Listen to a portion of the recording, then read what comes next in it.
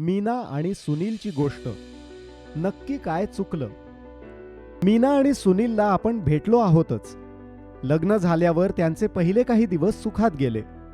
आपल्याला अगदी योग्य जोडीदार मिळाला असं दोघांनाही वाटलं.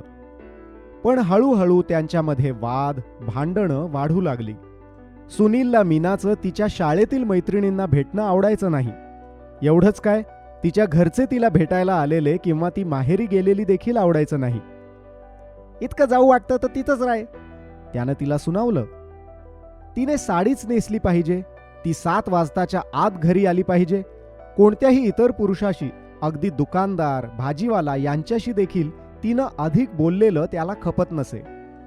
सुनीलला मीना आवडतच नव्हती असं नाही, तिच्याशी 2-4 शब्द प्रेमाचे बोलावे असं त्याला देखील वाटे. पण काही केल्या त्यांच्यात नीट प्रेमानं संवादच होत नसे. सुरुवातीला सुनीलने बोलून प्रश्न सोडवण्याचा प्रयत्न केला, पण ते काही जमेना म्हणल्यावर हळूहळू मग सुनील मीनाचा अपमान करायला लागला, शिवीगाळ करायला लागला आणि हल्ली तर हातही उगारायला लागला. कधी कधी दारू पिऊन आल्यावर किंवा त्याच्या मनासारखं झालं नाही तर सुनील मीनाला मारझोड करायचा. अनेकदा मीनाची इच्छा नसताना देखील तिच्यावर शरीर संबंध लादायचा. एवढंच कशाला, मीना घरी विणकाम करून पैसे कमवायची, ते देखील सुनील तिच्याकडून काढून घ्यायचा. आश्चर्याची गोष्ट म्हणजे मीना देखील त्याला विरोध करत नव्हती. निमूटपणे ऐकून घेत होती, मार खात होती. एकदा मीनानं धीर करून तिच्या घरच्यांना सांगून पाहिलं. घरच्यांनी मध्यस्थी केली. काही काळ बरा गेला. पुन्हा मारझोड सुरू झाली. ही मारझोड कशामुळे होत असेल? सुनील मनानं वाईट होता का? नाही. मग नक्की काय चुकत होतं? तो असा का वागायचा? हे समजून घेण्यासाठी आपल्याला सुनीलच्या लहानपणापासून आतापर्यंतच्या आयुष्यात डोकावून पाहावं लागेल. पहिली गोष्ट म्हणजे सुनीलवर त्याच्या वडिलांचा, काकांचा खूप प्रभाव होता. आपल्याला त्यांच्यासारखं व्हायचं आहे हे त्यानं आधीच ठरवलं होतं. घरातील पुरुष सर्वात महत्त्वाचे असतात आणि ते सांगतील तसंच घडतं हे त्यानं लहानपणापासूनच पाहिलं होतं. वडील, काका किंवा त्याच्या आजूबाजूचे सगळे पुरुष त्यांच्या बायकांशी जसे वागायचे तेच योग्य वागणं आहे. नवरा म्हणून, पुरुष म्हणून आपण असंच वागलं पाहिजे असं त्याला वाटे. बायकोने आपल्या मनासारखं केलं नाही तर तिला त्याची शिक्षा दिली पाहिजे. तिच्या मनावर आणि शरीरावर नवऱ्याचा हक्क असतो असा त्याचा समज झाला होता. म्हणूनच मीनाचं वागणं खटकलं तर तिला मारण्यात, तिला शिवीगाळ करण्यात, तिचा अपमान करण्यात त्याला काहीच गैर वाटत नसे, चूक वाटत नसे. सुनीलवर दुसरा प्रभाव होता तो त्याच्या मित्रांचा, मालिका, सिनेमा, ब्लू फिल्म्स या माध्यमांचा. त्यातून त्याच्या खऱ्या पुरुषाच्या कल्पना आकारल्या गेल्या होत्या. खरे पुरुष हे बाईला काबूत ठेवणारे असतात. घरातील बाई जितकी आडपडद्यात राहील तितकी घराण्याची अब्रू सुरक्षित राहील आणि तितकंच घरातले पुरुष जास्त भारी ठरतात असं त्याला वाटायचं.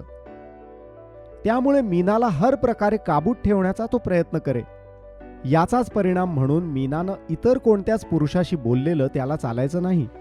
मीनाचे माहेरचे किंवा बचत गटातील बायका तिला काही बाही शिकवतील म्हणून तिथं गेलेलं आवडायचं नाही. मीना पैसे कमवायला लागली तर स्वतःच्या पायावर उभी राहील आणि मग सुनीलच्या काबूत राहणार नाही म्हणून त्याचा विणकामाला विरोध होता. तसंच तिच्या मर्जीविरुद्ध तिच्यावर शरीर संबंध लादण्याने देखील आपण तिला काबूत ठेवलं आहे असं त्याला वाटे. सुनीलवर प्रभाव टाकणारी तिसरी गोष्ट म्हणजे त्याच्या आईचं, आजीचं, काकूचं, आत्याचं, बहिणींचं वर्तन आणि त्यांचं घरातील स्थान. त्यावरून कोणत्याही बायका या बौद्धिक आणि शारीरिक क्षमतेत पुरुषांपेक्षा कमी असतात असं त्याचं ठाम मत झालं होतं. म्हणजे एका अर्थी बाई ही व्यक्ती म्हणूनच पुरुषापेक्षा कमी असते असं त्याला वाटायचं. आणि म्हणून कुठल्याही बाईला स्वतःच्या काही इच्छा, आकांक्षा, विचार असू शकतात असं त्याच्या मनातही येत नसे. दारू पिण्याने आक्रमकता, संशयी वृत्ती वाढीस लागत असल्याने त्याच्या दारू पिण्याने प्रश्न अधिकच गंभीर होत होता. आता प्रश्न येतो की मीना हे सगळं सहन का करत होती? सुनीलवर जसा त्याच्या घरच्या वातावरणाचा परिणाम होता तसाच मीनावर देखील तिच्या घरच्या वातावरणाचा प्रभाव होता. बायका या शक्तिहीन असतात. त्यांना स्वतःचे निर्णय घेता येत नाहीत, त्यांनी निमूटपणे सगळं सहन केलंच पाहिजे. त्यांच्या आयुष्यात भाऊ, वडील, नवरा किंवा मुलगा अशा कोणत्या तरी पुरुषाचा आधार लागतो. असा पुरुषाचा आधार नसलेल्या स्त्रीला समाजात काही किंमत नाही, म्हणून पुरुषांची मर्जी सांभाळलीच पाहिजे हे तिच्या मनात खोलवर रुजलं होतं. सुरुवातीला तिनं देखील सुनीलला तिची बाजू समजावून सांगण्याचा प्रयत्न केला, पण आपल्या भावना, विचार तिला त्याच्यापर्यंत नीटसे पोहोचवता आले नाहीत. पुढे पुढे मग सुनील कसाही वागला तरी मीना ते सहन करू लागली. या नात्यातून मीना आणि सुनील दोघांनाही आनंद मिळणार आहे का? नक्कीच नाही. त्यांना आनंदी व्हायचं असेल, त्यांचं नातं सुधारायचं असेल, तर दोघांमध्येही 3 प्रकारचे बदल घडणं आवश्यक आहे. ते कोणते ते पाहूयात. पहिल्या प्रकारचा बदल हा सर्वात सोपा आहे. सुनीलनं मीनाशी 2 शब्द प्रेमानं बोलणं, तिची विचारपूस करणं हा बदल करता येईल. सुनीलला खरं तर मीना आवडतच नाही असं नाही. तिच्याशी जमेल तेव्हा 2-4 शब्द प्रेमाचे बोलावेत असं त्याला मनापासून वाटतं, पण कुठल्याच मुलीशी कसं वागावं हे न समजल्यामुळे सुनीलला प्रयत्न करूनही ते जमत नाही. म्हणजे या बाबतीत कृती करणं मनातून पटतंय, कृती करायची इच्छा आहे, पण ती कृती करणं जमत नाही. हा प्रश्न सुनीलच्या कौशल्याचा आहे.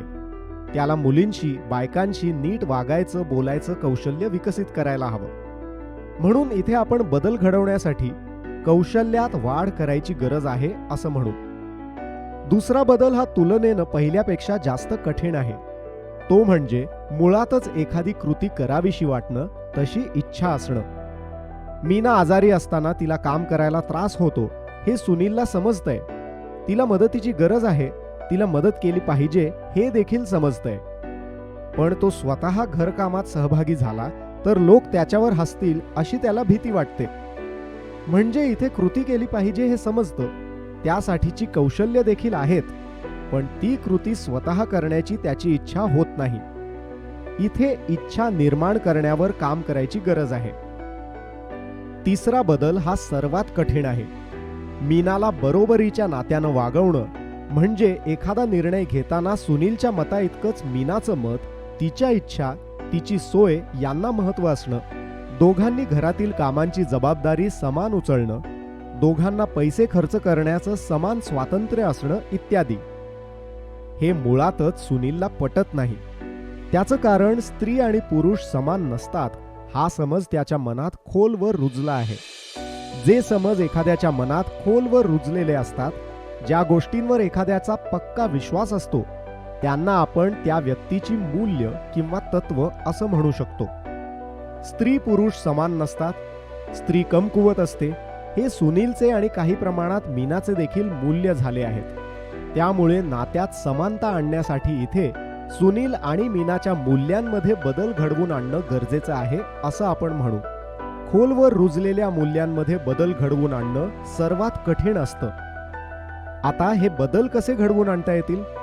नवरा बायको मधलं आनंदी नातं निर्माण करण्याचं रहस्य काय? पाहूयात पुढील व्हिडिओमध्ये.